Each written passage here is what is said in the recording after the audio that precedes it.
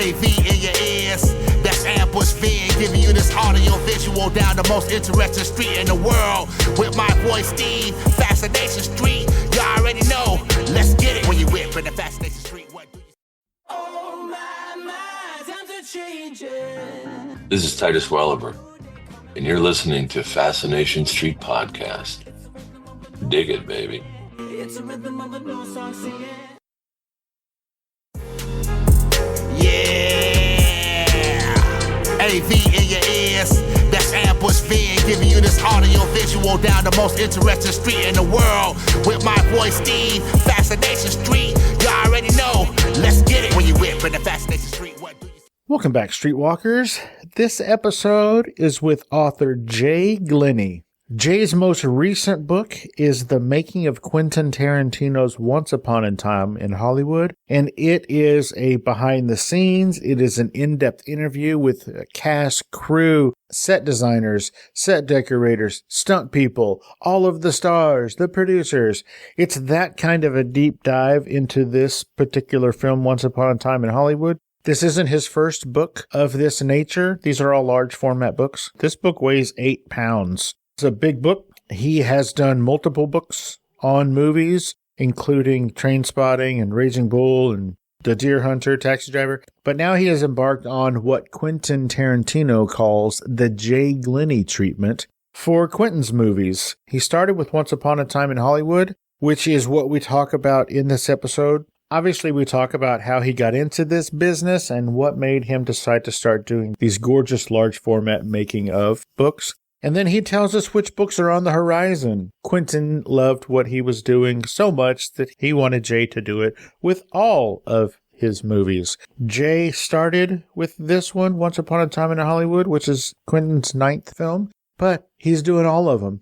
Not in any particular order, but he is working on the third one. The second one is already done and should come out in 2026. And then the third one will be in 2027, most likely. They're trying to do one a year. I think even one a year is a lot of work, but Jay doesn't seem to mind it. We also talk in this episode about what it is like to talk to some of these superstars, interviewing and becoming acquaintances with not only Quentin Tarantino, Brad Pitt, and Leo DiCaprio, but also Martin Scorsese and Bobby De Niro and Joe Pesci, and what it's like to not only talk to, but hang out with some of these people that he and most of us have looked up to and enjoyed on film for most, if not all of our lives. This is a fantastic conversation with Jay Glennie. He is doing the Lord's work. He is an author who knows what he wants and he knows how to get it. And the naivety that he came to it with is something to be admired. The Making of Quentin Tarantino's Once Upon a Time in Hollywood. This is a phenomenal book to put on your coffee table. This is a wonderful book to give as a gift to any film buff or anybody who's excited about great storytelling. Thank you so much, Jay. I really hope that next year we can have you back on and talk about the next one, which I won't spoil. And this is my conversation with the author of what Rolling Stone magazine calls the best film book of 2025, Jay Glennie. Prepare to be fascinated. Prepare to be fascinated. Prepare to be fascinated. Welcome to Fascination Street Podcast, Jay Glennie. What's up, dude? Yeah, all good here, man. Yep, just plowing on with Django Unchained, actually. Oh, really? That's your next one? Well, no, it's not the next one. The next one's Inglourious Bastards. Oh, okay, cool. But that's all written. Got you. We're going to get to all that in a few minutes. But first, Jay, what I like to do is I like to start from the beginning. It helps us understand how the guests got from where they were to where they are. So where were you born and raised, man? Where'd you grow up? Here in England, in a little village in Essex, in the countryside, and spent a couple of years in Australia. But yeah, mainly here, in and out of London for most of my youth, soaking up the gigs and the movies up there. So what was the plan? What did you want to be when you grew up? Man, I'm still growing up. There's never been a plan, Steve. I'm just winging it, man. Just winging it. But yeah, always a deep love of movie. My parents loved movie. My mum, she used to keep a little film book of all the videos that she'd taped off the TV, all the films and what was on each cassette. And that must have just seeped in, man. The Godfather was one of the tapes, and just always had this huge fascination of film. So I knew there was something to do with that, but until the likes of a Tim Roth and a Gary Oldman came along, I didn't think there was any chance of me being an actor. So I quickly put that aside with my voice. So I knew that it was going to be some form of background thing. But and then I just evolved into writing, and here we are today. Now, do I understand this correctly that you used to create TV shows? Is that right? Yeah, sort of TV formats, thinking up ideas really as wild and wacky and see which ones stuck, and my agent would sell them. Yeah, we got away a few, and then I dreamt up this idea of looking at British Oscar winners, wrote away to them. The film book idea started from that. So you wrote away to the actual British Oscar winners? Yes. When was this? Was this like before the internet? How did you find these people's addresses or whatever? Yeah, exactly. I can't even, certainly early days of the internet, Steve. Yeah. But yeah, you just trawling and finding an agent and realizing who they represented and going through them. Before I knew it, I'd written a letter to Olivia de Havilland, and she came back, and spoke to her, Michael Caine, Ben Kingsley, all manner of people in front and behind the camera, just building up this project of what it was going to be. I had absolutely no idea.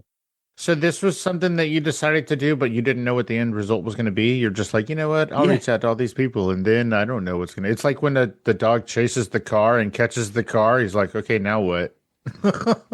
That sums it up perfectly, Steve. So what did you do with all of those interviews?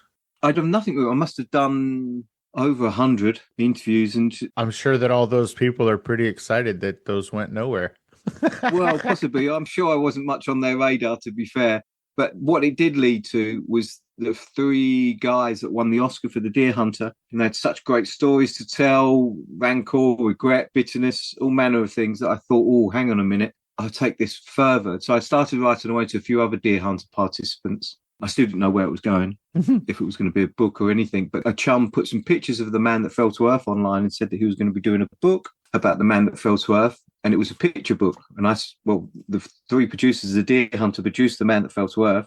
So why don't I re-interview them and we can write a story? Chum of mine, Dowell, came on board, school chum of mine, and I did the interviews and we wrote the book together. Cut a very long story short, I then realised, there's just a couple of guys, local little printing press they used. I could do that. And then I was approached by the producer of Performance to replicate the Man That Fell to Earth book with a book on performance. So I said, yes, but I'd like to replicate the story. So I'd like to get in touch with Mick Jagger and James Fox. And they both said yes. And suddenly I had this performance book growing. Then I thought, well, if I'm going to do that, I'll do that on my own little shingle. Maybe that's what I could do with the Deer Hunter project. But if I'm going to do the Deer Hunter project, I really do need Mr. De Niro. And I wrote away to Mr. De Niro and he come back, and that's where we were. Okay, so let's go back to performance. You said, yeah, this would be cool, but if I'm going to do this, I want to talk to Mick Jagger. Like, where did you get the balls to just be like, no, yeah, let's do it. But I mean, if I'm going to do it, I want to talk to the man. Like, what? How is that? Yeah, I suppose it does sound a little bit blasé, doesn't it? It wasn't that. I can assure you it wasn't that. It was the complete naivety and knowing that my love of reading these style stories and interviews in magazines was when the participant themselves was relaying the story, taking nothing away from some very esteemed writers, which I'm not in no way in their bracket, but I'm not a big fan of when the esteemed writer takes over the story. And I always loved hearing it from the horse's mouth, for want of a better description. So it was purely on that. Well, I thought, I could unearth some books around that era and try and, put Mick Jagger into the story, but let's see if he wants to be a part of the story that we're retelling. He said yes. What's not to like then? The Stones were touring, so I shot out, and if you don't ask, you don't get, man. That was my adage. That is the truth. Yeah. Give me more on that experience of flying out to the Rolling Stones tour to sit down and have a chat with Sir Mick Jagger. Well, we'd already spoken at that stage anyhow. So Okay. that the interview was in the can. It was just a case of, bloody hell. Let's go and see the Stones on tour. And it was that, man, it was just an experience straight down the front. It was just what you'd expect. The Stones were there. Thankfully got to see Charlie Watts. It was Dale Jones, the great Miles Davis bass player, was there. And it was just phenomenal, man. And that took a head of steam, that book, because I knew it was a goer. And by that time, I'd spoken to Bob, Mr. De Niro, but you get told to call him Bob because his dad's Robert De Niro. So by the time we actually met in London, Bob and I had the performance book. And I could show him the performance book, and he knew what I was going to be doing with the Deer Hunter book. So you already had the performance book completed and published and a copy in your hand to show Bobby? Yeah, but now you're asking me these questions. It does sound absolutely bizarre. It's bonkers as hell. It's awesome, but it's a wild story. It is, in so much that they had the trust in me to pull it off with no credits really in that arena. It's not as though, suddenly Eden Blyton is knocking on their door with a host of books behind her. It was me. But if anybody's listening to this and looking to pick up some tips, enthusiasm. I can only think that's what it was. It come across in the email. This is who I am. This is what I'm about. All I want to do is talk about the deer hunter, not all the other rubbish. It's about the deer hunter. This is who I've spoken to. This is the story I want to build. And he said yes, and we got on really well. And then when we met up in London, as I say, I could show him the performance book. It's a big, large format book, in keeping with the once book you've got in your hand there. And sure enough, that's exactly what we set about with the deer hunter. And then with Bob on board, he brought in Chris Walken, Meryl Streep. The story was skewing a little bit of a Michael Cimino sort of diatribe with a few of the crew. And I didn't really want that to be the premise of the story so much. Not that I wanted to bully anybody to telling me what I want them to tell me, but so I brought in Jeff Bridges to talk about Michael Cimino. And that came from The Man That Fell to Earth book. Nick Rogue had said that it felt incredibly lonely when he released a movie and it didn't get the recognition that he hoped it would. And I thought, little old me, I was going to show Nick Rogue how appreciated he was. And I brought in some filmmakers to talk about Nick Rogue. Just people, I thought all his work, they've worked together, Angelica Houston, Terry Gilliam, I'll ask them. And they all said yes. And so that's something that I was sort of carrying forward, really. And I thought, well, I'll do that with a deer hunter. And I knew that Jeff Bridges loved Michael Cimino and I wanted to meet Jeff Bridges. So I asked him and he said yes. And so then there's it's one of them snowball things, Steve. It literally is. And it isn't until people like your good self asked me that I realised just how bizarre the whole story is, man. Well, one of the things that I like to ask people on the show is about confidence. So I grew up not really having the confidence to do much of anything. I always felt like I was either going to fail or I was going to be laughed at or I just couldn't do it. I didn't have, I guess, people around me who were, I don't know, helping me with confidence. So what I want to ask is, where did you get the confidence to just reach out to these people? I mean, I know it was a lark. You had a bit of naivete going on, but where did that confidence come in? Or where did you get it from that you could reach out to these people and you could tell this story? Like, where did you get the confidence?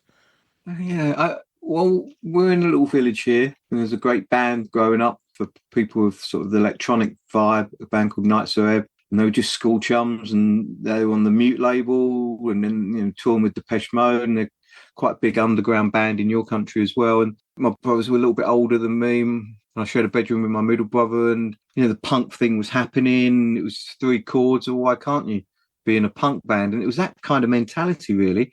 I just thought, well, why can't I? And I don't know if it was confidence as such. Obviously, if it was a series of no's, then I would have had to accept that. But I don't think I was frightened of hearing a no. And I didn't really give it much credence that I was hearing no. And when you get a few yeses come back, I thought, well, okay, now I can't let anybody down. And I'd always wanted to be a writer, per se. And that just set me forth, really. When you get the confidence of the people that I've just, name checked and sound like a big ego boost, but you name check those guys, and if they're on board, and I thought, I can't let anybody down, Steve. I've got to do my best. And Deer Hunter book came out, and Bob loved it. We met again, and then he asked what was next, and I said, man, it's got to be Raging Bull. And then we set forth on Raging Bull, and in between that, as I'm writing Raging Bull, I'd got friendly with Irvin Welsh, who was one of my heroes, and I'd I'd asked him to be part of the celebration of performance, so we'd got friendly there, and he said, look, replicate that with a book on Train Spot, and so there I was writing 2 books, one on Train Spot and one on Raging Bull, and then they both came out, and they were both quite well received, and just to get it up to modern day, right slam bang, and the 3rd book was Taxi Driver, that Bob and I were going to do, and that's still there. But the biggest fan I knew of Taxi Driver was Quentin. So I asked Paul Schrader, would he introduce me to Quentin? And he said, yeah. And he did. We got on really well. And next thing I know, literally as the Zoom went down that day, a couple of hours Q and I spent on the Zoom, I'd already booked the flight. I was there, man, to start working on some books. When he asked me, would you give my books the Jay Glennie treatment? I mean, gee whiz. My now dear friend and agent, Shane Solano, we didn't have a deal, but we knew that this was I'm just going to go there. And then Shane, went out and got a deal because my little shingle wasn't going to be big enough to cater for where we wanted to take the Quentin books. And it literally just stemmed from them small icons. And a few people have said that to me. And I think if there's one attribute I've got perhaps in my writing is that the enthusiasm that I've got maybe comes across in the writing. And certainly Quentin picked that up. He said he read the Deer Hunter book and it moved, he started crying with the scene that I'd written with John Savage, Chris Walken and Bob and the River Choir there, and the rats are in, and he'd sitting in his favourite cigar lounge with a whiskey and a cigar and started reading that, and then rang up Mike Simpson and said, look, yeah, definitely Jay's the one I want writing these books, man. Quentin's agent, the great Mike Simpson, flew over. We had a wonderful day together, and I didn't realise I was actually being auditioned. I thought I already had the gig, to be fair. Mike said, yeah, whatever you need, I'm here, man. And he has been. He's been my friend, mentor, him, Shane, Carlos Goodman, Quentin's lawyer. Those three guys have been huge. So, you play it back and forwards and you try and help each other out. And I think I've received a huge amount of help, Stephen. I've got this is not me, man. I've had a huge amount of help. So looking at this book, ladies and gentlemen, The Making of Quentin Tarantino's Once Upon a Time in Hollywood. This is a large format book. What are the dimensions of this thing? What's it, like 12 by 18? Like, this thing is huge. It's 8 pounds. Yeah, it is 8 pounds. whopper. And he, just because he's British, he doesn't mean $8. He means like actual pounds. This thing is heavy. When it showed up at my house, I knew that it was coming, but I had no idea how big it was. So when the box showed up, I was like, how many is in here? Like, this box is huge. On the outside of the box, like the package, it said 9 pounds. And I was like, how many books is in here? Ladies and gentlemen, it's one. This book weighs 8 pounds, and it is 8 pounds of unadulterated beauty. This may be the most well put together book I've ever seen as far as just the structure of the book, like being put together structurally and like it's going to last forever. But also the colors. Oh my God. This is why it's a large format, right? It's because of all of these amazing photos and pictures. Yeah. The reason it's large format is because Quentin loved my previous books and they were large format. So that's what we wanted to do. Well, but I mean, that's why you chose a large format for those other books, right? Yes. Once again, go back to that N-word naivety, purely because the dudes who put up online that they were going to be doing the Man That Fell to Earth book, that was going to be a large format picture book. And that's where that sort of stemmed from. Well, okay, let's replicate that. And so by the time I was down the road with Q, he'd already bought into what I'd done with Bob's books. And let's do that again. Let's replicate that with my films. But it's key for me that the two remain separate. So the pictures. I'll find the pictures. There's pressure because obviously it's a large format book. You do need pictures, images, and all kind of content. But the story has to stand up. The word count in that book there is 171,000 words. I mean, that's key to me.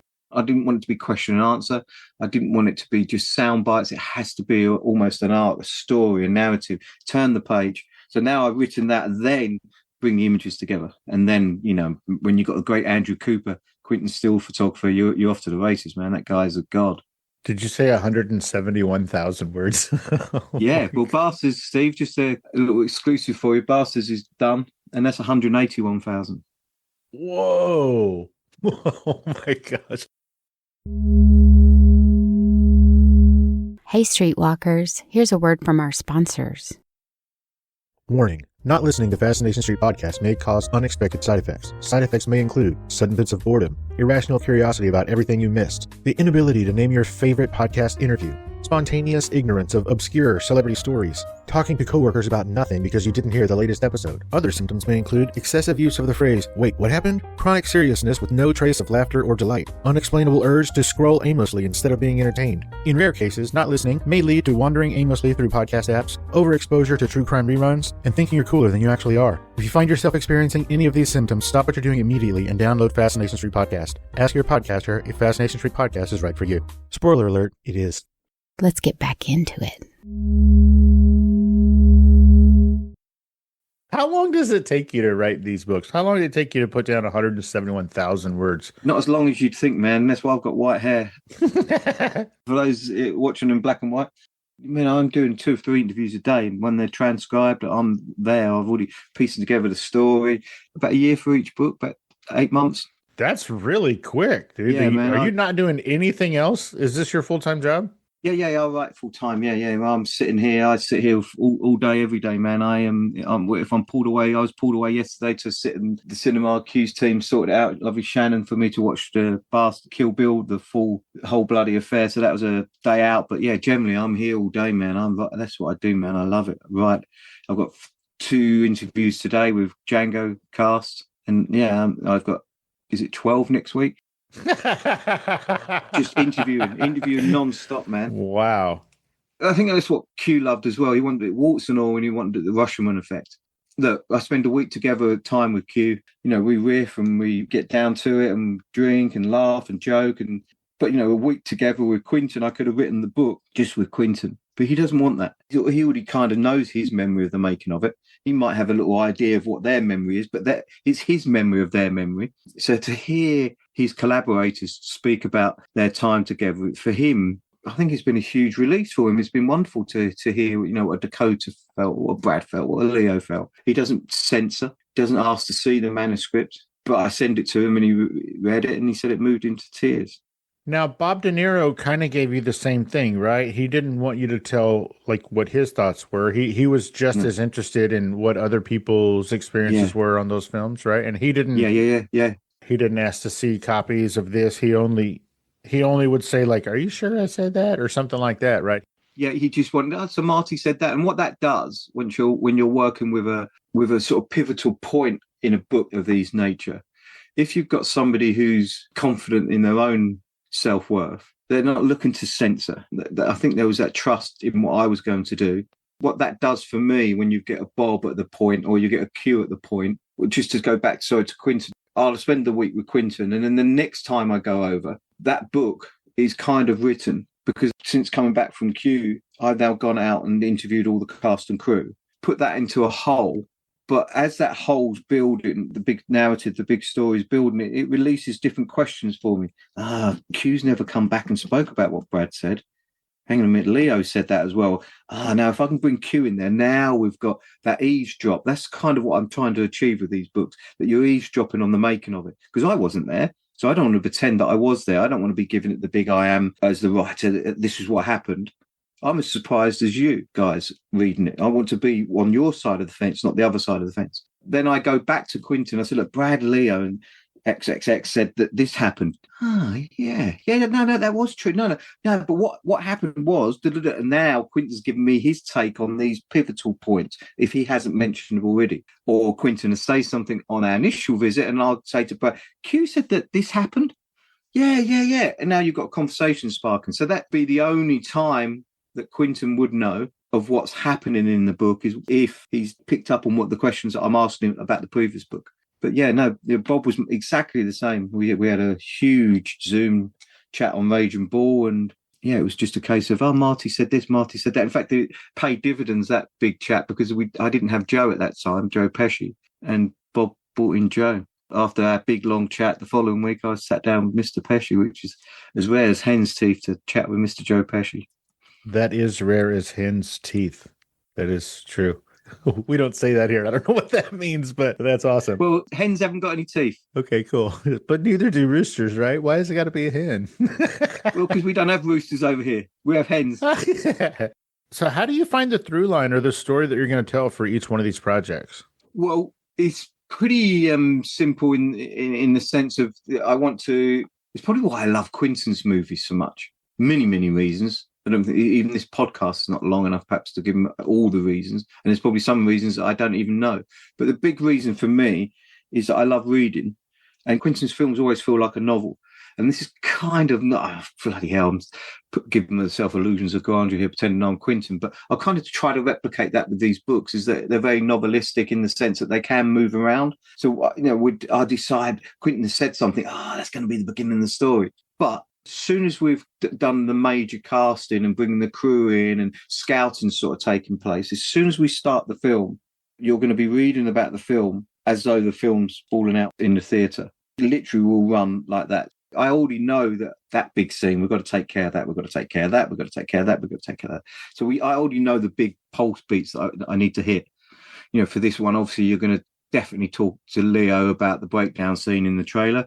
Well, then you need to bring in Q for that, and we need to bring in, say, a Marty Kitrosser script supervisor. We need to bring in Bob Rich, and I know the people that we need to bring in for these big points. And when you're fortunate enough to have, I don't know, Stu, 60 plus contributors, you know you're going to get their story. You mean going forward? But I'm wise is not the wide word, but maybe I'm intuitive enough to know that to me, I know I've got to talk today. But I just tend to sit and listen. So I knew that I'd invited all the Manson family actors along. And then you start hearing their stories. You know, Quentin gave me a great insight that he had a day with them before they made the final decision. He and Vicky Thomas, the great casting director, they had a day together, just a workshop day. So, okay, right, that's really, okay, I need to talk to as many of those guys as I can. We'll drill down into that workshop day.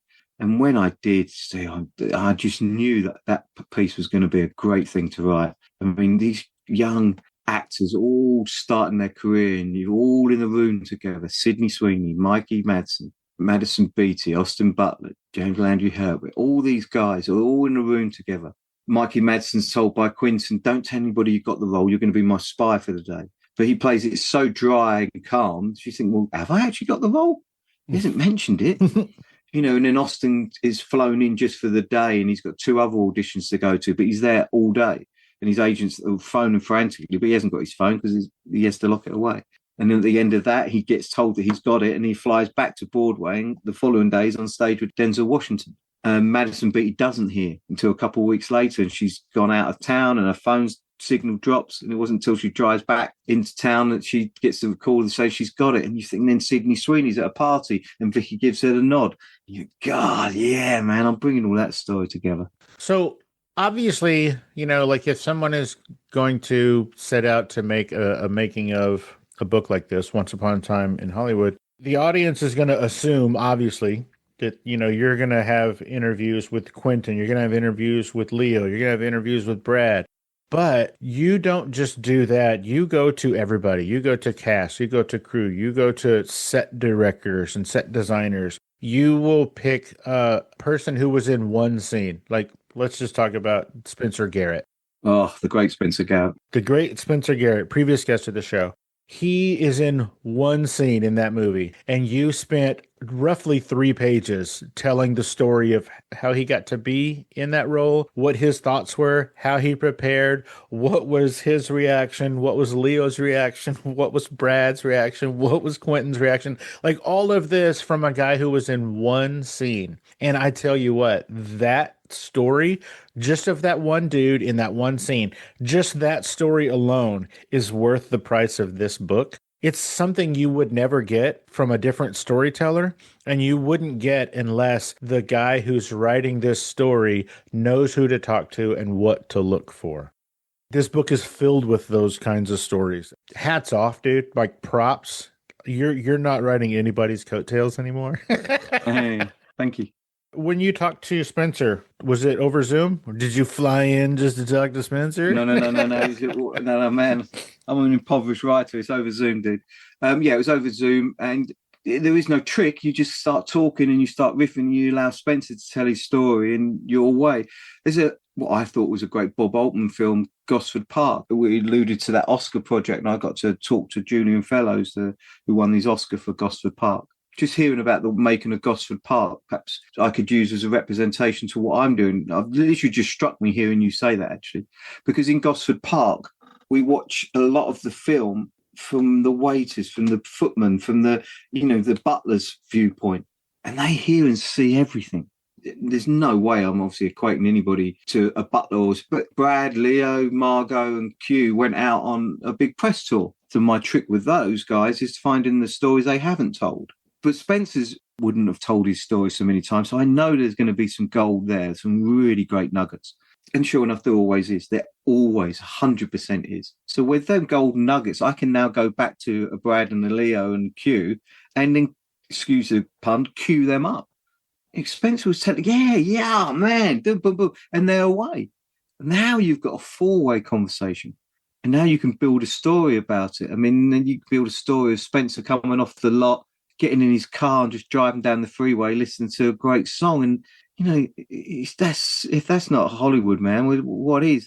Hollywood's littered with these stories, and it's an old adage, isn't it? It's the old saying, there's no small roles, but gee whiz, there's no small roles in a Q movie. Yeah, no kidding. I mean, Rachel Redleaf, that plays Mama Cass, when she was telling me about her day on the set, it was now 2 days. She wasn't going to get called. She didn't think she was going to even end up being there, and she had no lines. And she comes waltzing down with Margot on her arm in Playboy Mansion. Quentin's, wow, man, we need to do what Rachel's doing. And he went down and replicated. And Rachel was telling me this, and the warmth and the humility and the passion and the love and the just that she had for doing that small role just came across, and there's my job to bring that across. And then you speak to Quentin, and Quentin says, man, she typified how great the movie was, that her performance. And he took her aside during the screening that he had for all the young guys there, the Austin Butler and Mikey Madsen, and Rachel went along. And after the screening, they were all milling around having some food and a few drinks afterwards in Quentin's screening room. And he stopped the fun and laughter and said how great she was in front of everybody. And if that's not a story to tell, and we don't need to be writing these books. And when you're fortunate enough to have all these people say yes, not to use their great stories would be a huge undersell. And I mean, I'm festooned, thankfully, in this little office outside my garden here with movie books. And often I'll go to a book in a shop, and I'll go to the index, and I know that X or Y has played a huge part in whatever the subject matter is. And if they haven't gone and spoke to X or Y, invariably I'll put it back on the shelf, because I know that you haven't done your research. There's a great guy out there, Steve, for any would-be writers out there, Robert Caro, and he's literally one of the greatest biographers in the world, per se. He's written on Lyndon Johnson, but he wrote a book called Working, and it's literally the Bible for anybody who wants to write any form of biography, narrative, non-fiction. It is amazing. But one of his things is turn every page. Turn every page. And that includes research for me, but it also includes speaking to people. You've got to get in there. You've got to get down and dirty with the people that might not even have representation. And I can spend a day just finding those people. And it's so exciting, man, when you get them. It really is. It's 100% guaranteed you're going to unearth some nuggets, because this has been a huge focal point of their life. I love that you're telling the stories that wouldn't be told. That's one of the things that I like to do is on this show is talk to people who either A, people normally wouldn't talk to get those stories, or B, people wouldn't even think to ask them. And one of the things, like you said, is that some of the things that you talk about with some of the people who are unfamiliar names, this might be the biggest thing that's ever happened in their life. So they're going to remember the details. They're going to remember the specifics, and they're going to remember it like nobody else on that set that day, because this was the biggest thing that happened to them either in their life or that day or whatever, in their career, whatever it is. And so I love that you're going to unearth these stories that not only people don't tell, but people don't even know to look for. Again, I commend you and I applaud you on that. Thank you. You're welcome. Hey, Streetwalkers, here's a word from our sponsors.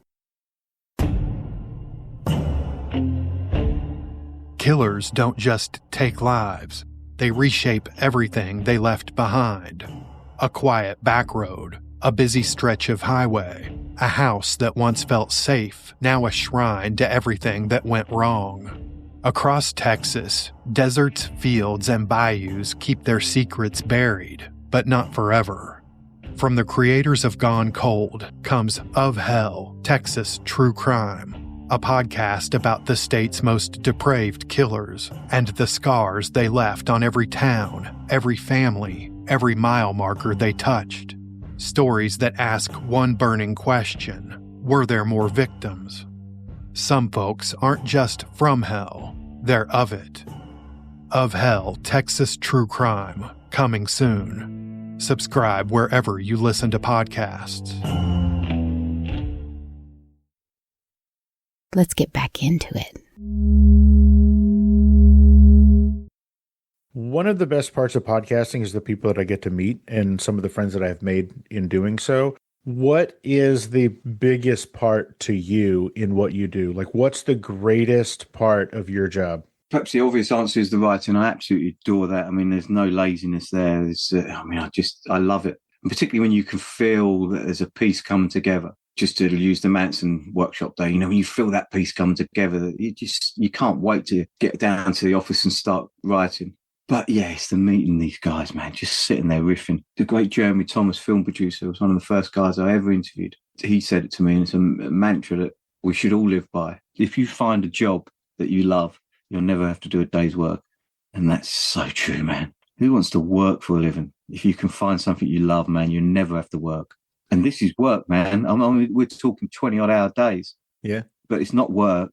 You know, some poor person down a coal mine, that's bloody work. And, you know, there's not a day that I don't appreciate how lucky I've been having this dose of naivety that we alluded to at the top of this. But yeah, you've got to put in the hours, but just to sit and listen to these guys, man. I mean, that's just the biggest privilege of my life. I mean, Q knows how much I love him because I tell him, and no shame there. Are you married? Yeah. Is your wife employed? She was. Worked at our school. She packed up last year. Oh, good for her. Does it cause trouble in your marriage where you are loving your job like you're just playing all day and she's actually working? Like, does she get mad at you because you love your job so much? No, she loved her job, but yeah, during COVID it might have done when she was going in as a key worker and I'm sat at home in a converted cattle shed doing it. You know, we've been together since we were kids, really. She gets a kick out of movies as much as I do. We spent the day together yesterday at Kill Bill. We've been together 30 years and, you know, she's still my best friend and the love of my life. But yeah, so we spent the day together yesterday watching Kill Bill, and we're on this ride together. It's just me that puts pen to paper, but we're on the ride together. But yeah, I can imagine on paper how you'd expect it would be, but no. A lot of couples have issue when someone loves their job and the other one hates it. And then, you know, somebody comes home and they're just like, my day was amazing. And the other one's just like, shut up. I don't want to hear it. Yeah. She's always really, really been tolerant. And we just went on a lovely family holiday last year with our two gorgeous daughters. You know, one's at uni and one's working away in entertainment. And there's four of us went away and they went out for dinner that night.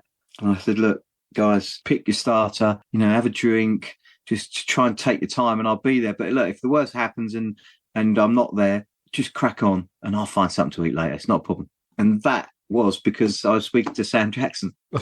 When Sam Jackson calls me, you forego the evening on your holiday, and we had a blast. And it was just, what a blast that was. And the beauty of that is we get to go again. That was for Django. We obviously get to go again for Hateful Eight. We get to go again for Pulp Fiction. We get to go again for Kill Bill.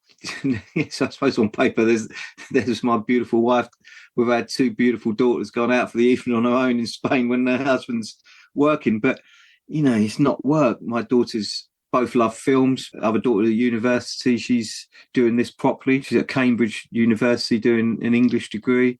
So she's doing it properly. So, yeah, I think film is one of the things that interlocks us together, not just our love of a family, but our love of film. So, no, it's not a huge issue. We've been watching Landman, as most of the world seems to do at the moment. And, you know, and that's proper work, isn't it? You know, that character's away or never at home. And there's a different kind of gig, man.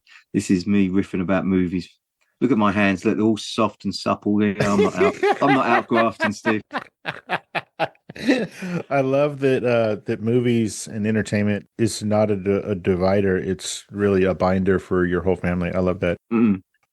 You're doing this book, again, it's called The Making of Quentin Tarantino's Once Upon a Time in Hollywood. This is the first Quentin Tarantino movie that you've given the Jay Glennie treatment to, right? It is, and just so I'm not blowing smoke up my own proverbial there, that was what Quentin said. That wasn't what I said. Oh, no, I get it, but I love that Quentin said it. The Jay Glennie treatment. But, man, I'm living that, man. I'm having T-shirts printed as we speak. I love that. On the spine of this book is a 9. Yes. Tell me why there's a 9 on here. Well, there's 9 because obviously initially this is Quentin's 9th film, but the plan is to attack each of his films with these huge deep dives. By plan, that sounds somewhat as though we've got this huge master plan. It isn't the case at all. It's just two guys, you know, loving doing what we're doing. So initially, Quentin chose Bastards. And when you get to read the Bastards book, Steve, it becomes apparent why. There's a backstory to it that he wanted to investigate of why Bastards came to fruition. And me being hungry, I said, man, let's do 2. Because once, you know, let's do once. It's an instant classic, man. So we were off there. We were doing 2, and it became quickly apparent on our first couple of days that you can't do 2 films like that. We stroked along on once after a few drinks, but Bastards took up a head of steam. But then when I came home, once sort of seemed to get the head of steam on this end. But as I say, Bastards is written, so I was almost writing them simultaneously. So now you go back to the spine question, you got 9, and now you've got 6. And then when I went back out there, we were riffing about a Django, and I said, well, Django's got to be the third, mate. He said, well, you can do them all, aren't you? I said, yeah. And that's literally where it come from. It was no, we're going to be doing them all, and that. So we've initially done 3 books, so that's going to be 9, 6, and 7. That's not a business plan. A business plan, you start from the beginning at 1 and 2. But just because we're contrary buggers, we just chose them 3 films. You could have chosen any Quentin film, as far as I'm concerned. And especially when you dive into the minutiae of how the film was made, the story behind them is going to be just as fascinating as the story that ends up on the screen. But yeah, so that's the plan with those 3 first. And then I can't say too much, but we've kind of got an idea. I've got an idea of which one I want to do next. And then we'll take it from there. It's be a case of just diving in. Invites are going out for the 4th book at the moment. People will be getting this little English guy tapping on their door or Zoom sometime in the new year. Now, you said it's not a proper business plan to start with 9 and go all over the place, but it worked for George Lucas, right? The first Star Wars was episode 4. Man, if you come back in a few years' time and I'm sitting on the Skywalker Ranch here in England, you know I succeeded big time. Oh, trust me, you have succeeded big time. So you did 9, 6 and 7 are coming out? Yes, 6 should be next year, which is Bastards, and then the plan is to do the following year would be Django. Did Quentin really say that? Did he say, well, you're going to do them all, right? Oh, yeah. I mean, I don't lie. Yeah. I love that so much. Yeah. It sounds like he's just as excited as you are. And that's one of the things that I wanted to talk about like Bob and maybe even Joe, is that, yeah, they remember the things, but they're kind of getting up there, and maybe their memory isn't quite as good as it used to be, but they're going to have this book forever to help them remember and to help them relive those days and those nights and just the fun and the crazy things that, like, arguably most people don't even know because they didn't ask those questions. It's not like Bob and Joe do really in-depth interviews about their projects. Joe doesn't talk to anybody. So the fact that they're going to have these to help them remember all of the things and their kids, and even just to show people, I mean, it's a celebration. Each one of these books is a celebration of not only the body of the work, but the people who did the work. Does that make sense? No, it does. The trick really is to make sure that it is that, Steve. It is a celebration, but it's not an EPK, snorefest. If there's some shit happens, and Quentin's the first to hold his hand up, that he's party to some of that. He's got his head down. He's making a film. He knows exactly the film he wants to make, and if it's not being delivered, here, come on, and shit hit the fan. And he wanted it warts and all. Likewise, you're not going to throw anybody under the bus, but yeah, it's not going to all be flowers and petals thrown at Quentin, because he's got his film to make, and he's if his heads need to be banged, and they'd be banged. And but at the end of the day, that's the story he wanted me to write, and yeah, so hopefully, as you say, there's going to be something there that they can look back on, and we can all look back on them. I've said this before, but it's so true. These books are written for literally an audience of one, and that was me. And that sounds really egotistical. I just wanted them in my collection. I mean, desperately wanted them in my collection. I can't tell you how many times I've reread this book. And that's sort of something Q and I have got in common. He loves watching his own films, and I love reading this book. This book was written so I could enjoy it. And then when I first met Quentin physically, the pact was made that if he and I got a kick out of it, we knew we were off to the races. Hearing the feedback, Steve, has been phenomenal. So the fans are loving it, and the people that have read it, and people in the press that have read it. It's just been hugely gratifying. It's quite a lonely field you're ploughing. You're writing these books and you're on your own. It's not something you can do. It's like a film when you have hundreds of people helping you make them. These books are pretty a lonely field. And there was no plan B. So they had to work. They really, really, really had to work. So to feel that they are working is hugely gratifying. I mean, your kind words have been lovely to hear, and as have mostly everybody, So it's been lovely. Well, even Spencer Garrett, who's, he's one of the people mentioned in the book, he loves it so much. He wants to frame those pages, but he doesn't want to pull them out of the book. So he's got a little bit of a problem going on. Well, with yeah, it. you can always, Spence, you can always buy a few copies, my friend. Yeah, there you go, Spence. Yeah, come on, hand in your pocket, son. Yeah, just buy one that you can just tear the pages out and frame all of them. Hell. Well, now you made me go all shivery there now, tearing up books. How has doing these books and the necessary interviews changed the way that you see and interact with famous people and even like the superstars? Yeah, I don't think it's changed at all, Steve. I always pay reverence. I know, but not too much. You don't get too fanboy about it. No, you can't. Really can't. You have to literally let them know from the get-go that, you know, there is a reverence there, and then you're off to the races. You know, but likewise, you're not sitting there too laid back. You're on the one. You're there to do a job and make them feel relaxed and hopefully get the stories out there. I mean, so yeah. I'm thankful. I've never been a nervous type of guy. I mean, I always tell me, oh, man, if I'm nervous, what am I doing the gig for? Touch wood, I've never had that. I don't want to sound as though I've got a pipe and slippers and I'm taking life easy now, because that's not the case at all. But ladies and gentlemen, he does have a pipe and slippers. Don't let him lie to you. No, I'm just kidding. And a monocle. Sherlock Holmes. But on this one was to get the early copies. So Q had an early copy, I had an early copy, and one of the other early copies went to Leo, purely because we were going back to do Django, and I wanted him to see the cut of my jib. As it happens, Bob was on the set of Killers, and he called up and said, Leo, I'd like a copy of Raging Bull. Can you send a copy of Raging Bull to the set? So he knew my work anyhow, because I'd sent him Raging Bull. But I wanted him to have a copy of Once so he could see what we were doing with these Quentin books. So when we set up the chat for Django, you know, he had it next to him. And to hear, you know, Leo wax lyrical about the book was, you know, hugely gratifying. So it's getting a little bit easier if the feedback you're getting. And Q sent me some wonderful emails that his friends are messaging him saying how much they're enjoying chatting about the film. So that gets a little bit easier. But my experience, purely my experience, is the bigger the so-called star, which most of them hate being called that, is the nicer the person. They have been they've been nothing but supportive to me. So yeah, it's been hugely gratifying. I mean, I'm very, very, very, very, very fortunate on loads of different levels, but on one particular level for this conversation is that I'm talking about a subject that they're quite emotive about. It's not as though I'm tapping on their door to do the biggest dud of their life or film that so-and-so happened and this all blew up and this. So they know that I'm after salacious gossip. I'm after anything they want to give me. If there's salacious gossip, I'll take it. But we're talking about a film that's pretty seminal in their canon of work. So that I am quite fortunate about. I haven't set forth on going down this road of who, what do you want to talk to me about? Yeah, I want to talk to you about Once Upon a Time in Hollywood. You know, you want an Oscar for it. It's not going to be something that, you know, too far out of his wheelhouse. What has surprised you the most about interviewing people?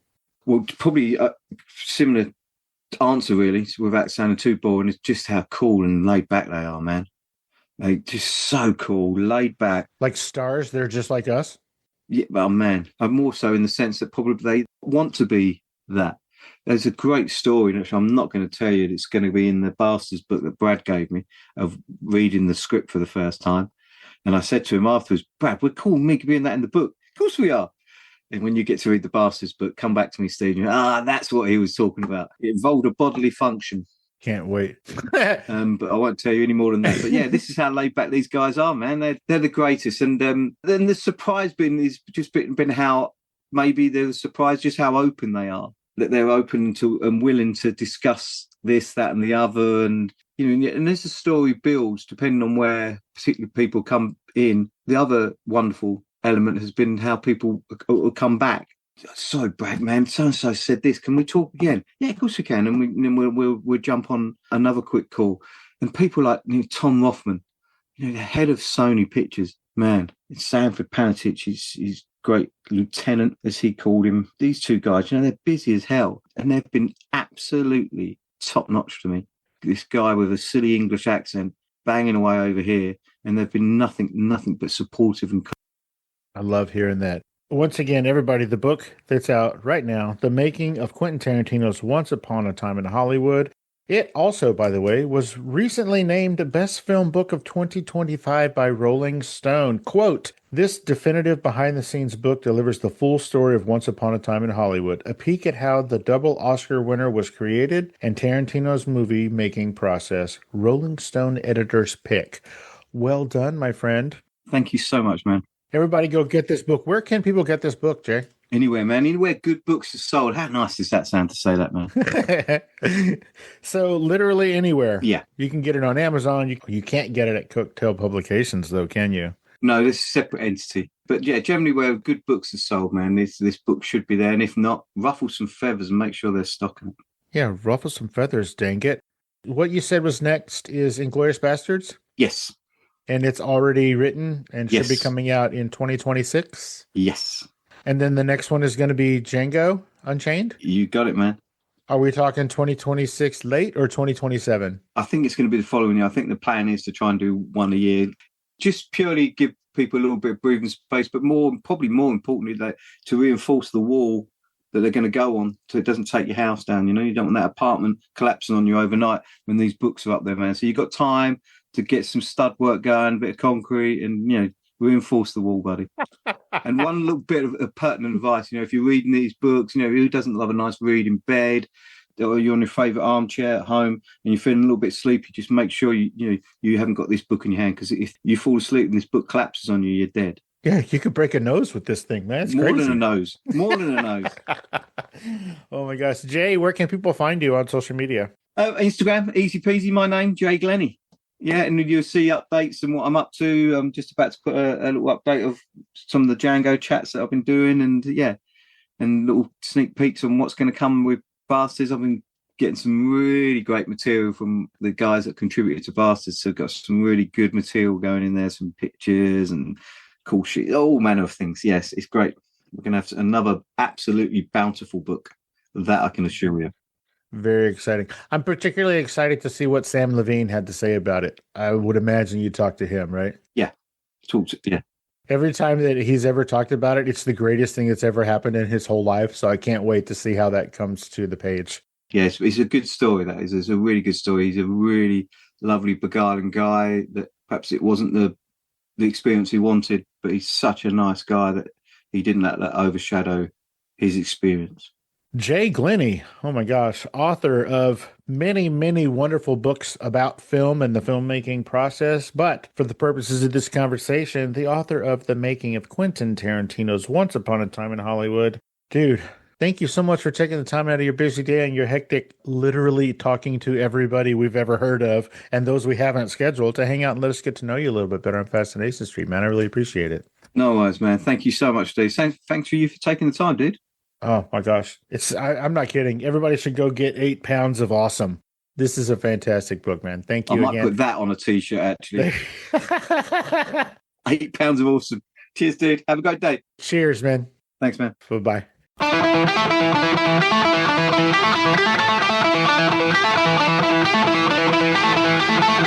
Opening music is the song FSP Theme, written, performed, and provided by Ambush Vin. Closing music is from the song Say My Name off the 2021 album Underdog Anthems, used with permission from Jax Hollow. If you like the show, tell a friend, subscribe, and rate and review the show on iTunes and wherever else you download podcasts. Don't forget to subscribe to my YouTube channel. All the episodes are available there as well. Check me out on Vero at Fascination Street Pod and TikTok at Fascination Street Pod. And again, thanks for listening.